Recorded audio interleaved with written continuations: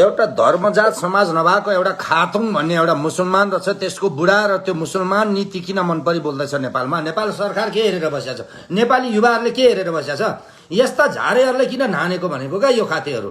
यो मुसलमानहरू तिमीहरू ठाउँमा बसेर माछाले झारे, नेपालमा बसेर गाई खानु काटी खाने, गाई खाने, नेपालको प्रति, नेपालको इतिहास प्रति किन ज्याजती बोलिरहेछ? तिमीहरूको मुख चेतेलाई माछाले खाथ्यौ फेरि, तिमीहरूको मुख चेतेलाई ठिकमा बस्छौ तिमीहरू खाथेहरू नि। तिमीहरू अहिले धर्म परिवर्तन गर्ने र 2-4 जना संगठन गाई खाने, गाई यहाँको धर्म नेपालको इतिहास प्रति तिमीहरू ज्याजती बोलिरहेछौ।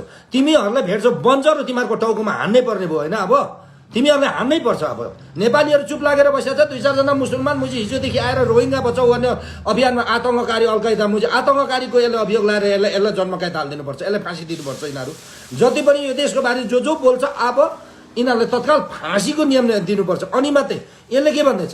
नेपाली छोरीचेली जम्मै बलात्कार गरिदिन्छु भन्दै गर्दा अहिले चुपचाप नेपाल सरकार किन भनेको क्या? के हो नेपाल सरकार? छैन सरकार, दलाली सरकार हो। साला दलालहरू ठिकमा बसे, सरकार पनि ठिकमा बसे, सबै ठिकमा बसे। दलाल हो, चोर हो, खाते हो, आतङ्ककारी अलकायदाहरू यहाँ फेरि नेपालमा जे पाइँदै बोल्ने अधिकार छैन नि।